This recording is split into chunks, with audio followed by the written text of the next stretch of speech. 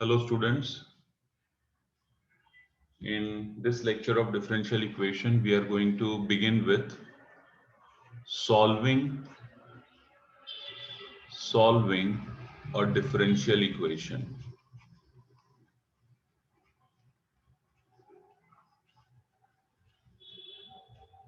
Earlier to this we have completed formation of differential equation. इसके पहले हम लोगों ने क्या कंप्लीट किया है? हमने इसके पहले कंप्लीट किया है फॉर्मेशन ऑफ डिफरेंशियल इक्वेशन.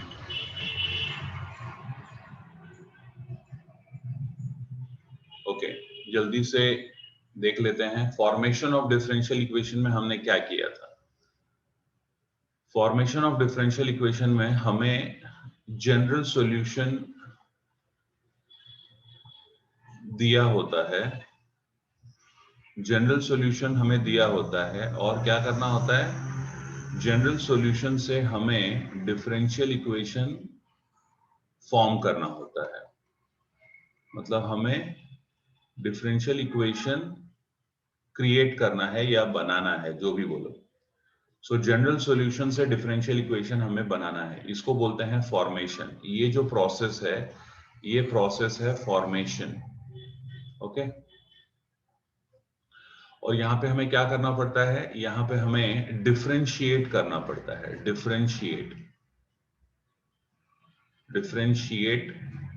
करना पड़ता है किसको, जनरल सॉल्यूशन को. ओके, अब क्या है, फॉर्मेशन ऑफ डिफरेंशियल इक्वेशन तो हो गया है, इसको अब मैं हटा देता हूं. फॉर्मेशन ऑफ डिफरेंशियल इक्वेशन हमने कंप्लीट किया है. यहाँ पे क्या है, अब हमें करना है सॉल्विंग डिफरेंशियल इक्वेशन. हमें करना है सॉल्विंग.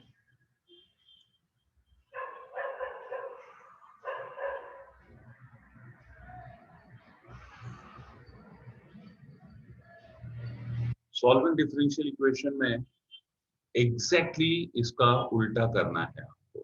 मतलब आपको डिफरेंशियल इक्वेशन दिया होगा, जो आपने फॉर्मेशन ऑफ डिफरेंशियल इक्वेशन में किया है उसका reverse.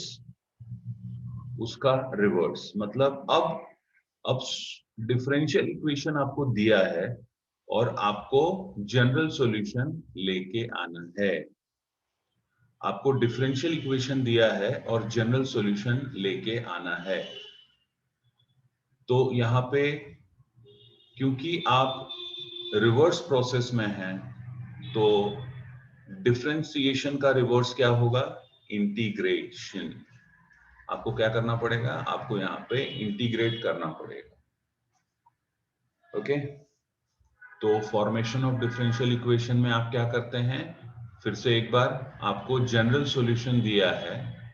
Formation of differential equation में जनरल सॉल्यूशन दिया है और आपको डिफरेंशियल इक्वेशन लेके आना है. तो आप क्या करेंगे, डिफरेंशिएट. और सॉल्विंग में क्या करना है, सॉल्विंग में रिवर्स प्रोसेस है. आपको डिफरेंशियल इक्वेशन दिया है और जनरल सॉल्यूशन आपको लेके आना है. तो आप क्या करेंगे, आप करेंगे डिफरेंशिएशन का reverse, that is integration. Okay,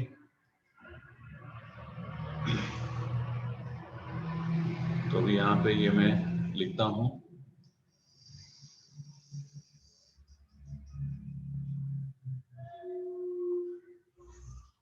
आपको डिफरेंशियल इक्वेशन दिया होगा,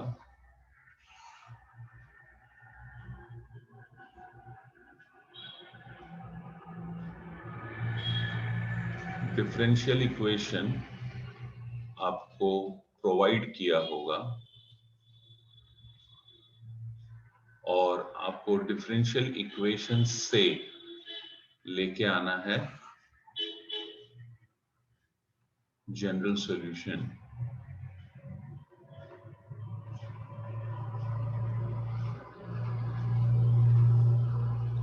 और इस प्रोसेस के लिए आपको क्या करना है, आपको करना पड़ेगा इंटीग्रेशन. आपको इंटीग्रेट करना पड़ेगा, इंटीग्रेशन. ओके, ये हो गया आपका सॉल्विंग डिफरेंशियल इक्वेशन. याद रखना फिर से, जब आप यहां से इधर जाते हो तो वो फॉर्मेशन है। जनरल सॉल्यूशन से डिफरेंशियल इक्वेशन फॉर्मेशन है, और डिफरेंशियल इक्वेशन से जनरल सॉल्यूशन इज सॉल्विंग, या आप इसको solution of a differential equation भी लिख सकते हैं। आपको चाहिए तो आप इसको solution of a differential equation, solution of a differential equation ऐसे भी लिख सकते हो।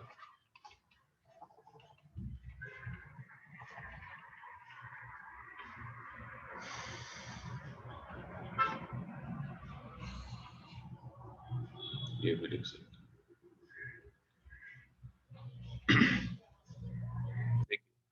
सॉल्विंग ऑफ डिफरेंशियल इक्वेशन में, solving of a differential equation,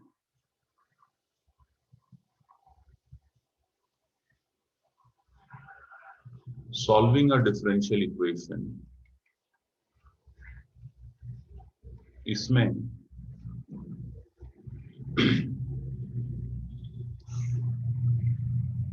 कुछ बेसिक टाइप्स हैं, वो मैं लिख देता हूं। सबसे पहले आपको मिलेगा अपने सिलेबस में variable separable type, variable separable type, सबसे पहले मिलेगा वेरिएबल सेपरेबल टाइप। फिर उसके बाद में मिलेगा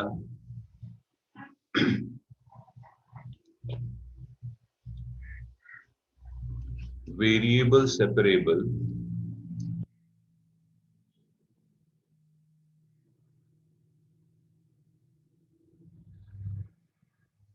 separable after substitution, after substitution. ये कुछ टाइप्स हैं जो कि मैंने सेग्रीगेट किए हुए हैं। वेरिएबल सेपरेबल टाइप पहला है, फिर वेरिएबल सेपरेबल आफ्टर सब्स्टिट्यूशन ये दूसरा है, तीसरा होगा homogeneous differential equation, homogeneous differential equation,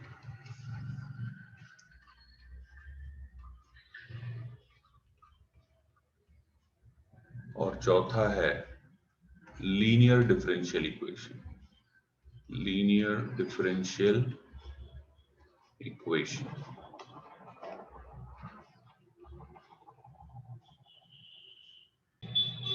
So these are the four types that we have. Okay? देखो अभी आप सोच रहे होगे कि यहाँ पे डिफरेंशियल इक्वेशन लिखा है, यहाँ भी लिखा है, तो इन दोनों में क्यों नहीं लिखा है? वहां पे भी डिफरेंशियल इक्वेशन है, तो लेकिन वहां पे ऐसे स्टार्ट होगा differential equation which are variable separable, okay, और variable separable type of differential equation.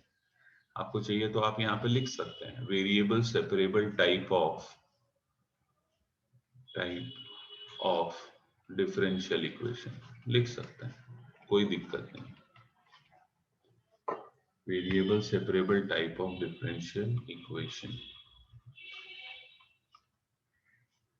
Variable separable after substitution,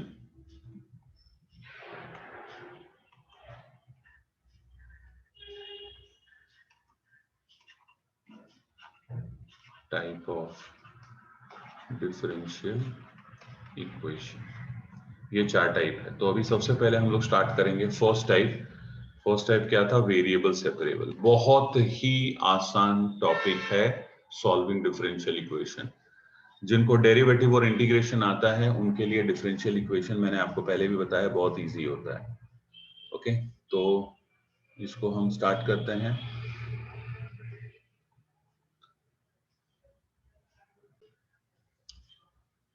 मैं यहाँ पे ले रहा हूं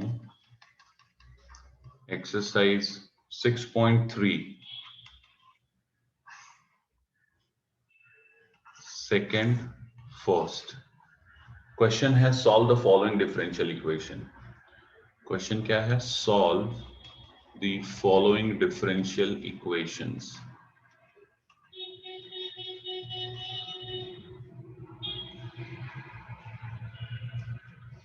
ओके, और इसमें फर्स्ट क्वेश्चन है dy by dx is equal to 1 plus y square upon 1 plus x square। देखो यहाँ पे जैसा कि मैंने बोला था, आपको क्या करना है, आपको डिफरेंशियल इक्वेशन को सॉल्व करना है। आपको क्या करना है, डिफरेंशियल इक्वेशन को आपको सॉल्व करना है। You have to solve this, आपको इसको सॉल्व करना है। क्या मतलब, क्या मतलब हुआ उसका सॉल्व? मतलब ये हुआ कि ये जो डिफरेंशियल इक्वेशन है, इसको आपको कन्वर्ट करना है जनरल सॉल्यूशन में। जनरल सॉल्यूशन, जनरल सॉल्यूशन क्या होता है मैंने आपको पहले ही बताया। जनरल सॉल्यूशन मैंने आपको बिगिनिंग में ही बताया है डिफरेंशियल इक्वेशन के लेक्चर में। आपको चाहिए तो आप फिर से एक बार जाके उसको, उस वीडियो को देखिए। जनरल सॉल्यूशन में आर्बिट्ररी कांस्टेंट्स होते हैं। an equation which in general represents family of curves. It represents family of curves. जैसे कि मैं लिखूं y is equal to a sin x plus b cos x। तो अभी यहाँ पे क्या है, a और b क्या है, arbitrary constants है। arbitrary constants, arbitrary constants। तो ये जनरल सॉल्यूशन है, ठीक है, ये जनरल सॉल्यूशन। जनरल सॉल्यूशन बहुत सारे आपने देखे हैं। तो यहाँ पे हमें क्या करना है, हमें डिफरेंशियल इक्वेशन दिया है और उस डिफरेंशियल इक्वेशन को हमें सॉल्व करना है। मतलब हमें उस डिफरेंशियल इक्वेशंस के हेल्प से हमें जनरल सॉल्यूशन फाइंड आउट करना है, उस डिफरेंशियल इक्वेशन का जनरल सॉल्यूशन।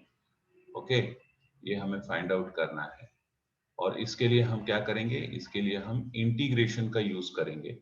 याद रखना, आपने जब आपने सॉल्विंग ऑफ डिफरेंशियल इक्वेशन करना है तो इंटीग्रेशन यूज करना है, और फॉर्मेशन में क्या करना है, आपको डिफरेंशिएशन करना है। ठीक है, देखो तो अब मैं यहाँ पे मैं स्टार्ट किया हूँ सॉल्व करने को। मैं लिखूंगा the given differential equation is, this is the given differential equation,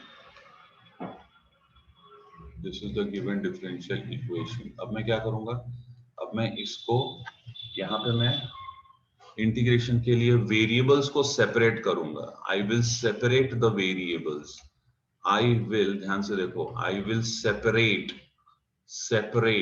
the variables. मतलब क्या होता है, देखो इसका मतलब ये होगा कि अगर अगर f ऑफ x है तो वो dx के साथ होना चाहिए। f ऑफ x क्या होना चाहिए, dx के साथ। और अगर g ऑफ y है तो वो dy के साथ होना चाहिए। इसको बोलते हैं वेरिएबल सेपरेबल, इसको बोलते हैं वेरिएबल सेपरेट करना। मतलब जो dx डिफरेंशियल है, dx आपको रखना है x के साथ और dy आपको रखना है y के साथ। ये आपको करना है, ठीक है। तो अब देखो मैं कैसे करता हूं वो। मैं यहाँ पे लिखूंगा dy, यहाँ पे सबसे पहले याद रखना dy और dx को न्यूमरेटर में ले लेना। तो यहाँ हो गया dy equal to 1 plus y square upon 1 plus x square. Okay, 1 plus y square upon 1 plus x square dx। अब देखो, अब dy और dx न्यूमरेटर में आ गए। ये पहला स्टेप याद रखना, dy और dx हमेशा न्यूमरेटर में ले लेना। अब इसके बाद में जो फंक्शन ऑफ y है वो dy की तरफ जाएगा। ये रहा फंक्शन ऑफ y, दिख रहा है, ये फंक्शन ऑफ y है तो ये dy की तरफ जाएगा। तो ये हो जाएगा therefore dy upon 1 plus y square और dx upon 1 plus x square, dx upon 1 plus x square. Okay, dy upon 1 plus y square dx upon 1 plus x square, ये हो गया आपका। अब आप क्या करेंगे, देखो आपने वेरिएबल सेपरेट कर दिया। कैसे, जहां पे dy है वहां पे फंक्शन ऑफ y है, और जहां पे dx है वहां पे फंक्शन ऑफ x है। यस, अब मैं लिखूंगा वेरिएबल्स आर सेपरेटेड। देखो यहाँ पे मैं लिखता हूँ variables are separated, variables are separated, therefore integrating on both sides, on both sides. इसी को बोलते हैं वेरिएबल सेपरेबल। ये जो स्टेप्स है ना, ये जो स्टेप्स आपने किए हैं इसी को बोलते हैं variable separable, because the variables could be separate. आपने वेरिएबल सेपरेट कर दिया, हो पाया, वेरिएबल सेपरेट हो पाया। Okay, that is why it is known as variable separable. Okay, now see here,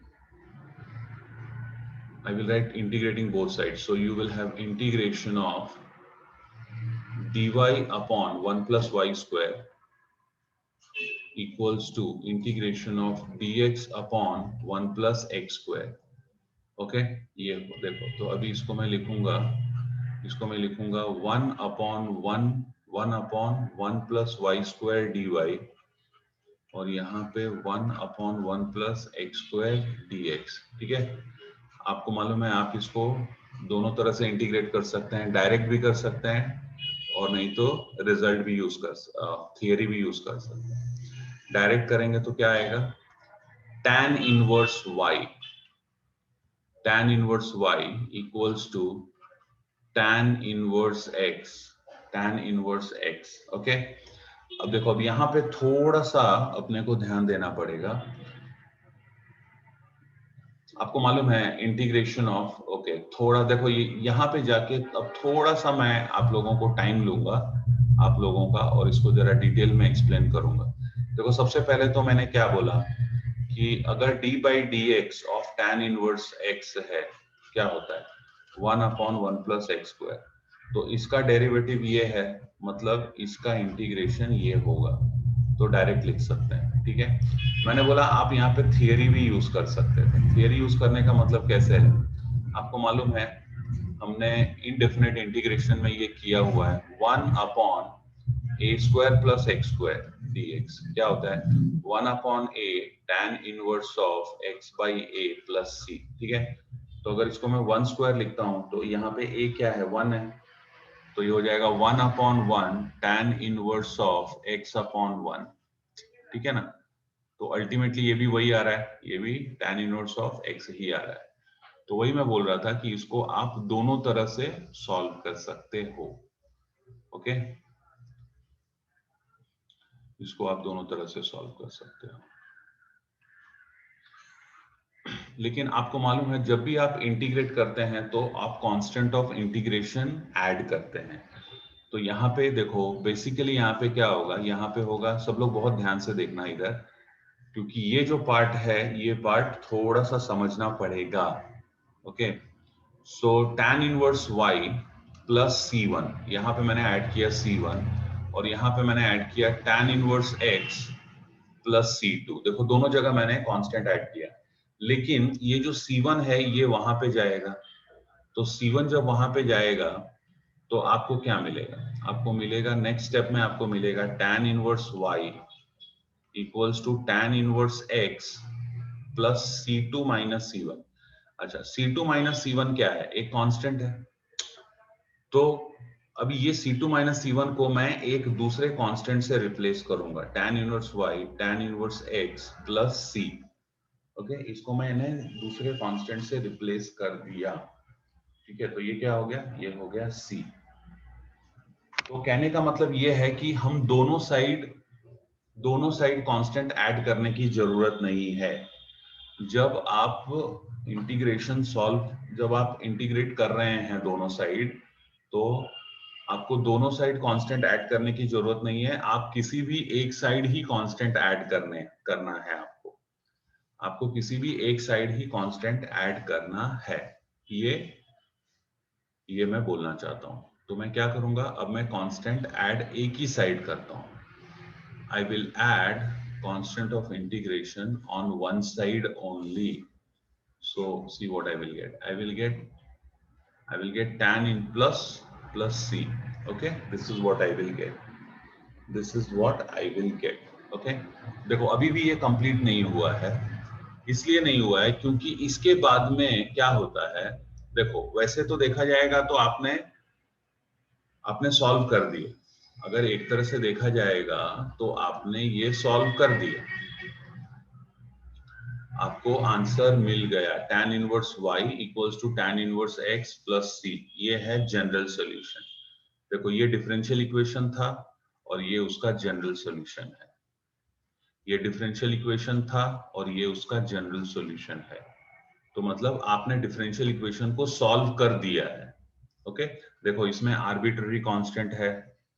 okay, लेकिन देखो अब इसके बाद में क्या होता है, इसके बाद में आता है आपका एक्सपर्टीज। क्या एक्सपर्टीज? एक्सपर्टीज ये कि आप ये जो आंसर है, इस आंसर को कितने अच्छे से लिख सकते हैं। इस आंसर को आप कितने अच्छे से लिख सकते हैं, ये आपका एक्सपर्टीज है। ठीक है, तो वो एक्सपर्टीज आपको आएगा प्रैक्टिस से। तो देखो अब मैं कैसे लिखता हूं। मैं नेक्स्ट स्टेप में लिख सकता हूं tan inverse y minus tan inverse x equals to c। Okay, अब देखो अब यहां पे मैं फॉर्मूला यूज करूंगा, tan inverse y minus tan inverse x। Okay, tan inverse y minus tan inverse x, इसका फॉर्मूला क्या है बताइए। यहां पे मैं इसके लिए लिखूंगा tan inverse of y minus x upon 1 plus y into x equals to c। ठीक है, और नेक्स्ट स्टेप में क्या होगा, नेक्स्ट स्टेप में हो जाएगा, अब ये tan इनवर्स है, so tan inverse of this thing is equal to c। ठीक है ना, तो नेक्स्ट स्टेप में हो जाएगा tan inverse of, I am sorry, next step में ये हो जाएगा therefore y minus x upon 1 plus y into x equals to tan c। अब ये tan इनवर्स है तो उस तरफ जाके ये tan हो जाएगा। और नेक्स्ट स्टेप में क्या होगा इसका, नेक्स्ट स्टेप में मैं इसको लिखूंगा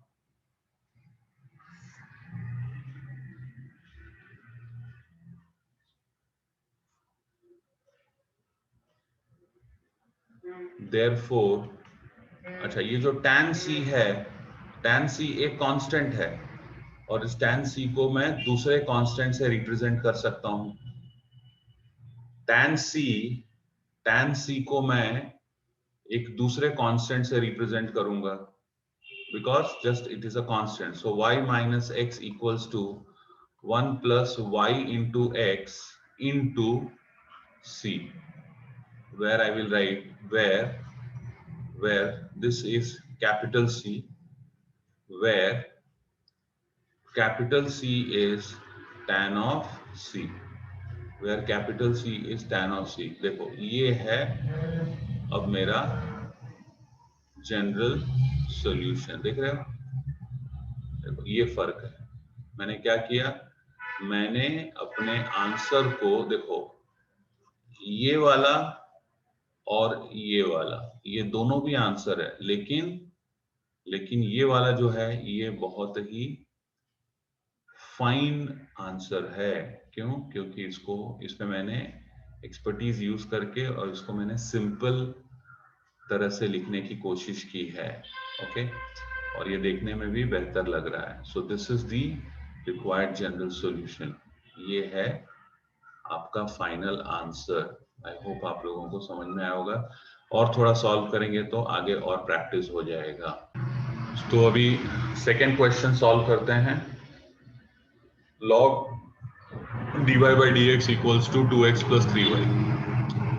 देखो इसका जो नेक्स्ट स्टेप होगा वो सबसे इंपॉर्टेंट है, क्योंकि आपको वेरिएबल सेपरेबल के लिए वो स्टेप लिखना ही पड़ेगा। देखो यहाँ पे अगर log p to the base a equals to q है, अगर log p to the base a equals to q है, तो p क्या होगा, p होता है a raise to q, a raise to q। ये कहां से आया, ये आया बाय डेफिनेशन। ये हमने कहां से किया है, ये हमने किया है बाय डेफिनेशन। ओके, p क्या होता है, p होता है a raise to q। Okay, log p to the base a is q, so p is a raised to q। इसको हम लोग बोलते हैं लॉग फॉर्म। ये कौन सा फॉर्म है? ये है लॉगरिदमिक फॉर्म या लॉग फॉर्म। और इसको हम लोग बोलते हैं exponential form, exponential form. Okay, तो ये बाय डेफिनेशन है। तो यहाँ पे बेस क्या है? देखो यहाँ पे बेस ई है। जब बेस नहीं लिखा है इसका मतलब वो बेस ई है, और कैलकुलस में हम लोग बेस लिखते नहीं है, ये भी मैंने आपको बताया हुआ है। कैलकुलस में हम लोग बेस अंडरस्टूड है कि वो ई है, इसके लिए हम लोग लिखते नहीं। अगर आपने बेस नहीं देखा, कुछ भी लिखा हुआ, तो समझ जाना कि वो ई है। तो यहाँ पे बाय डेफिनेशन ऑफ लॉगरिथम क्या होगा? यहाँ पे होगा देयरफॉर। नेक्स्ट स्टेप में आप क्या लिखेंगे? आप लिखेंगे therefore dy by dx equals to e raised to 2x plus 3y।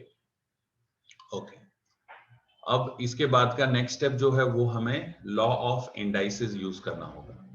अगर मैं बोलता हूं a raised to m into a raised to n, base same है, तो क्या होगा? पावर्स ऐड हो जाएंगे। ये हो जाएगा a raised to m plus n। a raised to m into a raised to n क्या होता है? a raised to m plus n। तो अगर ये दोनों इक्वल है, अगर left hand side right hand side equal है, तो डेफिनेटली मैं इसके लिए ये लिख सकता हूं, यस। तो मैं देखो a raise to m plus n क्या होता है? a raise to m into a raise to n। तो यहाँ पे हो जाएगा dy by dx equals to e raise to 2x into e raise to 3y। अब मैं नेक्स्ट स्टेप में क्या करूंगा? मैं dx को पहले न्यूमरेटर में लेना पड़ेगा। तो dy equals to e raise to 2x into e raise to 3y dx into dx। ठीक है ना? dx न्यूमरेटर में आ गया। अब मुझे मालूम है जहां पे dx होगा वहां पे फंक्शन ऑफ x जाएगा, और जहां पे dy होगा वहां पे फंक्शन ऑफ y। ठीक है ना?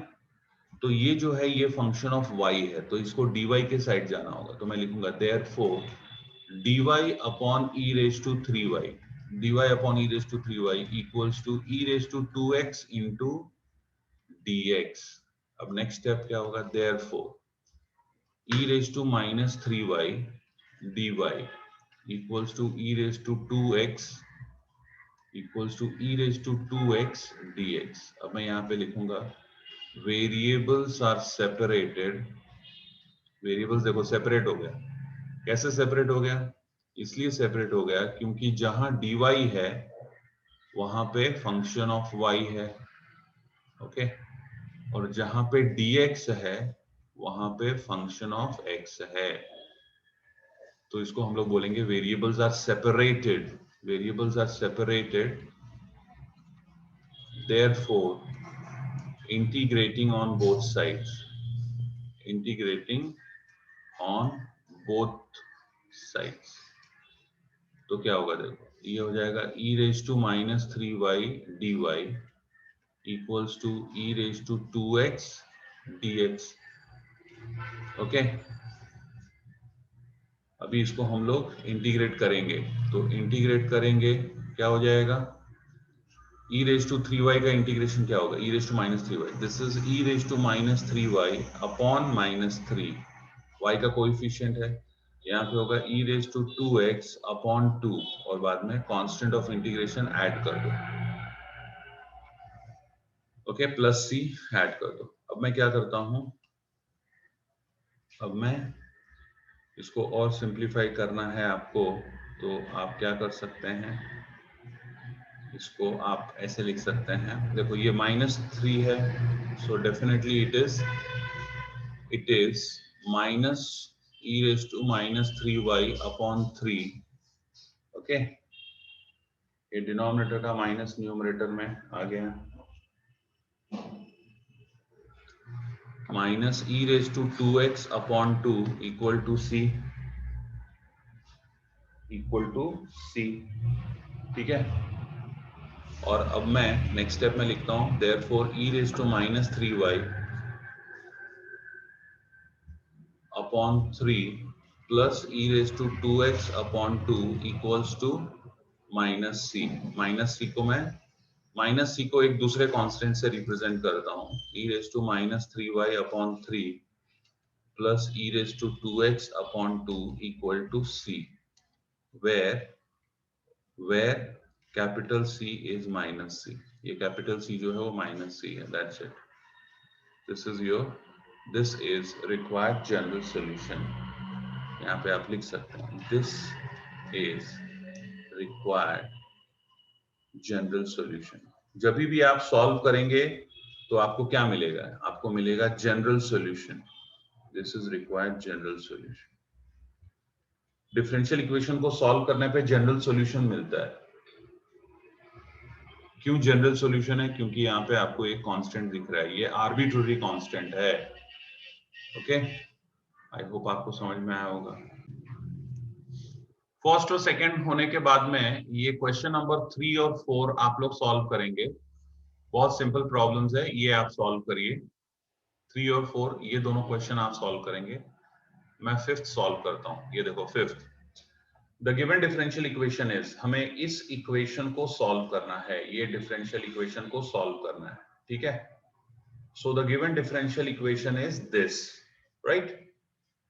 क्या करेंगे? सबसे पहला स्टेप, हमें वेरिएबल्स सेपरेट करना है. तो वेरिएबल सेपरेट करने के लिए जो dy, जहां पे dy होगा उस साइड पे हम लोग रख देंगे y का फंक्शन, जहां पे dx होगा वहां पे x का फंक्शन. तो देखो सबसे पहले मैं क्या करूंगा, क्योंकि मुझे फैक्टर्स को शिफ्ट करना है, यहाँ पे dx होगा, यहाँ पे dy होगा. ओके, मुझे फैक्टर्स को शिफ्ट करना होगा. इसके लिए मैं क्या करूंगा, दोनों dy और dx, इन दोनों को अलग अलग साइड पे पहले मुझे लेके जाना है. पहले मैं dy और dx को ऑन टू डिफरेंट साइड्स लिखूंगा, मतलब LHS और RHS. ये बहुत इंपॉर्टेंट है, याद रखना. तो cos x cos y dy equals to sin x sin y dx. Okay, अब देखो जहां पे dy है वहां पे पूरा y आ जाएगा. ओके, और जहां पे dx है वहां पे पूरा x का फंक्शन चला जाएगा. तो ये cos x, देखो cos x dy के साथ नहीं होना चाहिए, cos x इस तरफ होना चाहिए, क्योंकि वो dx जहां पे वहां पे हो. dx और dy जहां पे है न्यूमरेटर में, वहां पे ही फंक्शन ऑफ x और फंक्शन ऑफ y जाएगा रेस्पेक्टिवली. तो देखो यहाँ पे cos y और ये sin y मैं यहां लूंगा upon sin y dy equal to sin x upon cos x dx. Okay, तो ये हो जाएगा तुम्हारा cot y dy equals to ये हो जाएगा tan x dx. और अब मैं क्या लिखूंगा, मैं लिखूंगा वेरिएबल्स आर सेपरेटेड,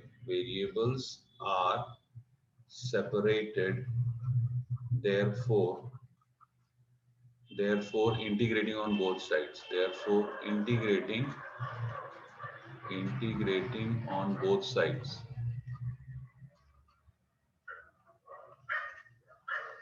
तो ये क्या हो जाएगा, ये हो जाएगा integration of cot y dy equals to integration of tan x dx, tan of x dx.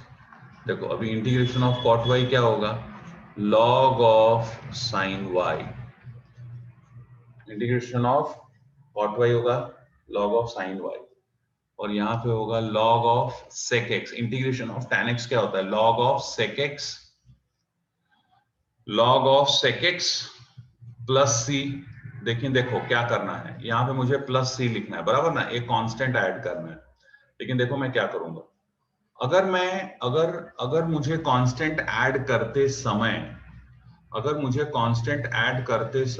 यहाँ पे मुझे कांस्टेंट ऐड करना है, ठीक है. अगर मैं ये देखूंगा कि पूरे इक्वेशन में सब जगह मुझे लॉग मिल रहा है. देखो यहाँ पर ये वाला जो लेफ्ट हैंड साइड में ये जो टर्म है ये लॉग है, राइट हैंड साइड में ये है लॉग है, मतलब जितने भी टर्म्स दिख रहे हैं सारे लॉग में दिख रहे हैं. तो मैं जो कांस्टेंट ऐड करूंगा उसको भी मैं लॉग वाला ही ऐड करूंगा, log c. क्योंकि कांस्टेंट ऐड करने से मतलब है, मैंने c की जगह पे log c ऐड किया. ओके, इससे फायदा क्या होगा? इससे फायदा ये होगा कि जो जनरल सॉल्यूशन है वो बहुत ही अच्छा दिखेगा, नाइस लुकिंग जनरल सॉल्यूशन। तो देखो log sin y equals to log sec x plus log c। Next step में मैं लिखूंगा therefore log of sin y minus log of sec x equals to log c। ठीक है, therefore log of sin y upon sec x equals to log of sin y upon sec x equals to log c। देखो अब हमें property of log में मालूम है, अगर log m equals to log n होता है, इसका मतलब m इक्वल्स टू n होता है, राइट? अगर दोनों साइड log है तो ये जो दोनों नंबर हैं ये दोनों नंबर इक्वल है। ओके, ये दोनों नंबर इक्वल है, m equal to n।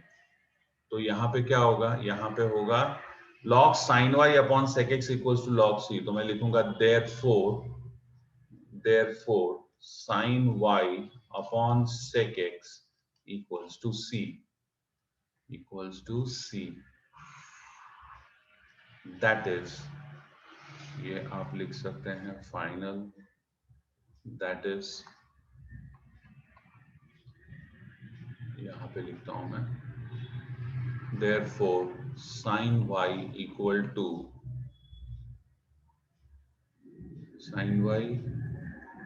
to c upon sec x, c into sec x, sorry, that is c upon cos x। ये sin y हो गया, that is cos x into sin y equal to c। देखो कितना अच्छा general solution मिला है।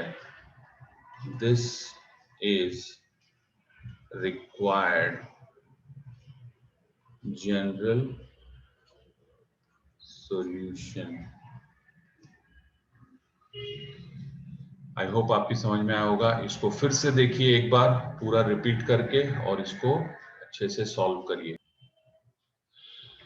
I would like to mention this as we solved in question number 5, wherein while integrating we had to, after integration we had to add log c because we saw everywhere log in the equation.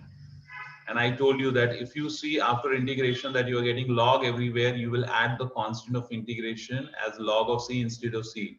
Now the same thing you will notice that when you go ahead with this differential equation, that is fourth one, you will see that everywhere you get log. So here also you will add the constant of integration as log c. Okay, here also you will have to add constant of integration as log c. Next, now we will take question number 6th. In 6th question, we have the given differential equation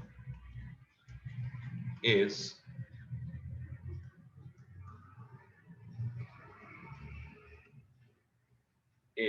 dy by dx equals to negative k, where k is a constant. It's written in the question itself. K is a constant. Okay, now see, I have to separate the variables.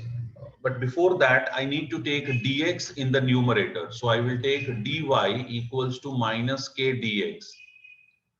Now I notice that where I have dx and where I notice that dx and dy both are in numerator, and I notice that in this differential equation there is no function of x and y as such. I don't see any factor of x or y.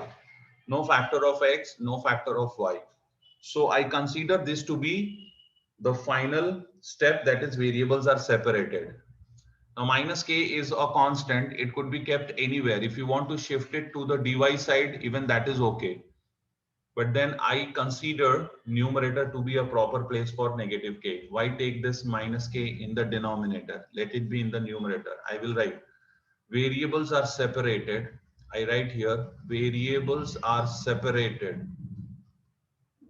Therefore, therefore integrating on both sides, integrating on both sides. So we will get dy equals to, now see this, I will integrate here, and that minus k will come out. Okay, so I'll get integration of 1 dy equals to minus k is out, integration of 1 dx. Okay, you know integral dy is same as 1 dy, integral dy is same as integral 1 dy.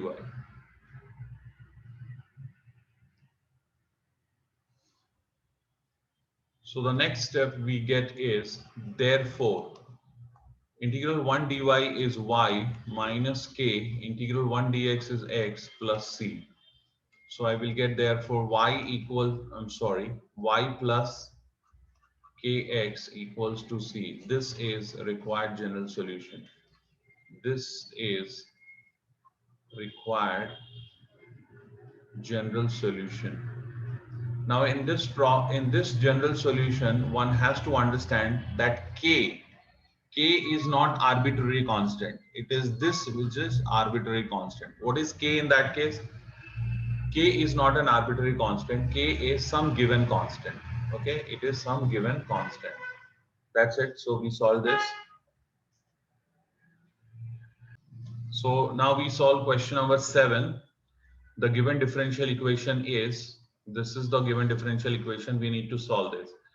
As I told you, first I will write dy and dx on either sides. So I will get therefore cos square y upon x dy equals to negative cos square x upon y dx. Now where I have dy, I will write the function of y. So now this y has to come to left hand side. So I will have therefore y into cos square y into cos square y dy, and this x has to go to right hand side, minus x into cos square x dx.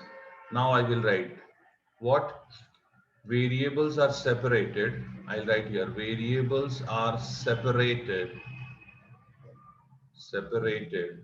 therefore integrating on both sides. Okay, so here we will get integral y into cos square y dy equals to, ये negative sign बाहर आ जाएगा, integral x into cos square x dx. अब देखो ये मैं यहाँ पे देख रहा हूं कि यहाँ पे प्रोडक्ट ऑफ टू फंक्शंस है. ये जो है ये एल्जेब्रिक है और यहाँ पे ये ट्रिग्नोमेट्री है.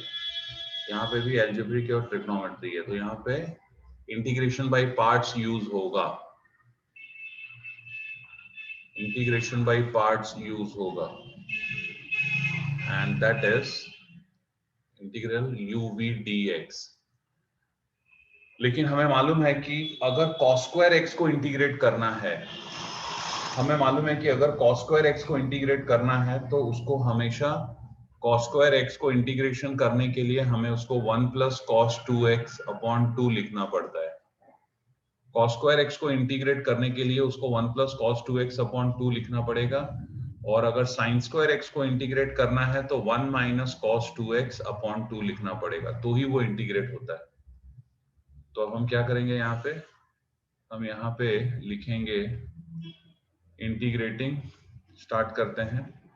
तो ये हो जाएगा y into 1 plus cos 2y अपॉन 2 dy and minus x into 1 plus cos 2x, 1 plus cos 2x upon 2 dx, cos square x. Okay, ये 2 और 2 यहाँ से दोनों कैंसिल हो जाएगा, तो नेक्स्ट स्टेप में मैं ये नहीं लिखूंगा. ये 2 दोनों गया, दोनों साइड से ये 2 गया, डिनोमिनेटर में कॉमन फैक्टर है. नेक्स्ट स्टेप में ये यहाँ पे y अंदर मल्टीप्लाई होगा और ये x यहाँ पे ब्रैकेट में अंदर मल्टीप्लाई होगा. Okay, so I will get therefore y plus y cos 2y dy equals to minus x plus x cos 2x dx.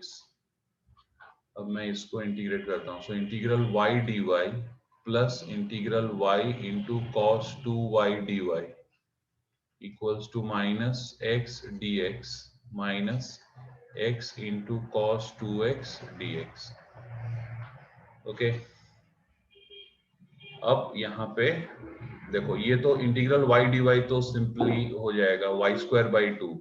यहाँ पे इंटीग्रेशन बाय पार्ट्स यूज होगा क्योंकि ये एल्जेब्रिक है और ये ट्रिग्नोमेट्रिक फंक्शन है और दोनों मल्टीप्लाइड है. सेम यहाँ पे होगा इंटीग्रेशन बाय पार्ट्स. ओके, तो स्टार्ट करते हैं. Integration of y dy is y square by 2. ये होगा तुम्हारा y square by 2 plus. Okay, मुझे चेक करना पड़ेगा कि ये ऑर्डर बराबर है कि नहीं. ओके, चेक करना पड़ेगा ये ऑर्डर बराबर है या नहीं. देखो, तो y जो है वो एल्जेब्रिक है और cos 2y ट्रिग्नोमेट्री है. और अपना वो जो कोड है वो क्या है? कोड है लिएट, LIATE.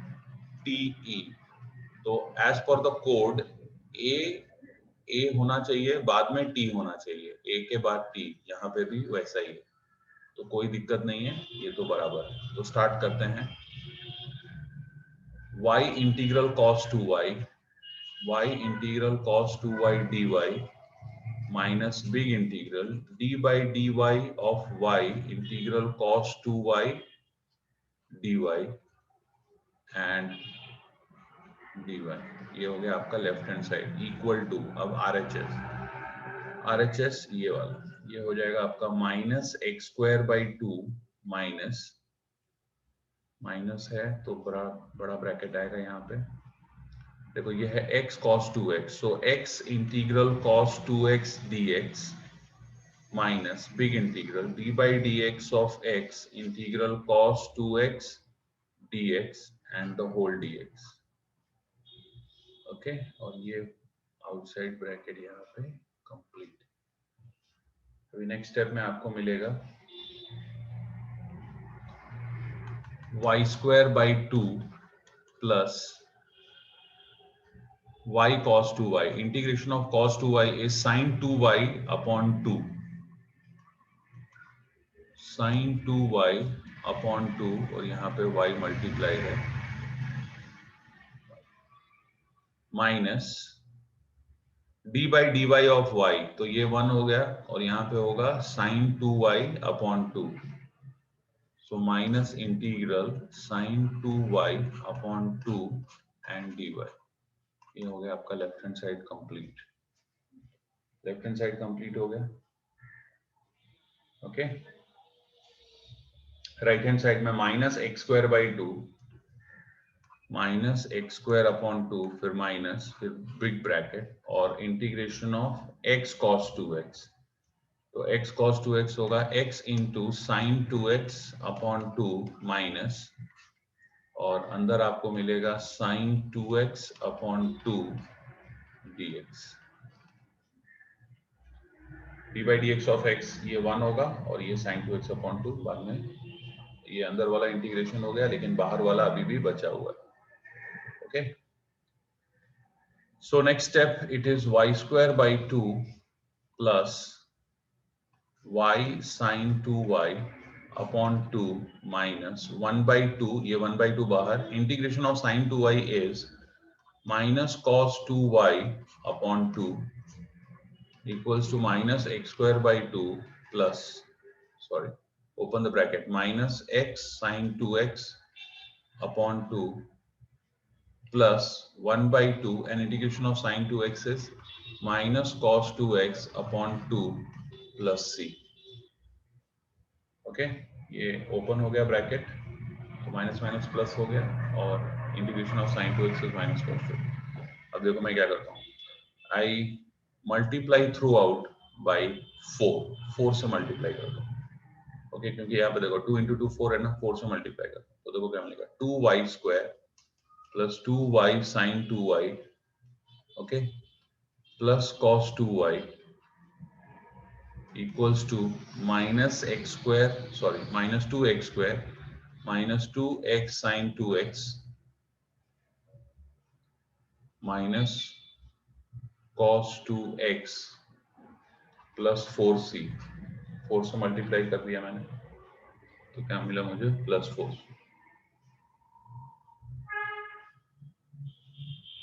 ओके, अब मैं क्या करूंगा, ये सब मैं लेफ्ट हैंड साइड में ले लेता हूँ, ये सारे मैं क्या करता हूँ लेफ्ट हैंड साइड में ले लेता हूँ पूरा, तो मुझे मिलेगा, देखो ये प्लस हो गया, ये इधर आके प्लस, ये भी प्लस और ये भी प्लस, सब प्लस हो जाएगा, तो देखो मुझे मिलेगा 2x square plus 2y square plus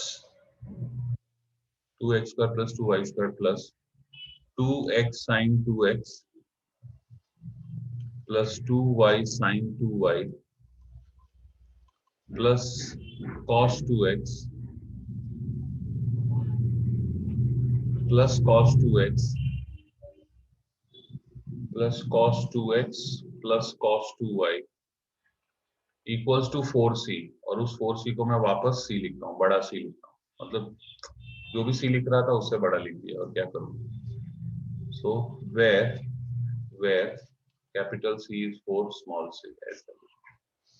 This is required general solution. This is required general solution. ये हो गया आपका required. थोड़ा सा इंटीग्रेशन लेंदी था लेकिन काफी अच्छा था। देखो एक चीज इसका फायदा है डिफरेंशियल इक्वेशन का सॉल्विंग का, कि आपका इंटीग्रेशन भी रिवीजन हो जाएगा, तो आप लोग इसको अच्छे से करिए, और कुछ प्रॉब्लम्स मैं लिख देता हूँ यहाँ पे होमवर्क के लिए, वो सारे प्रॉब्लम्स आप सॉल्व करिए, जरूर आपको फायदा होगा।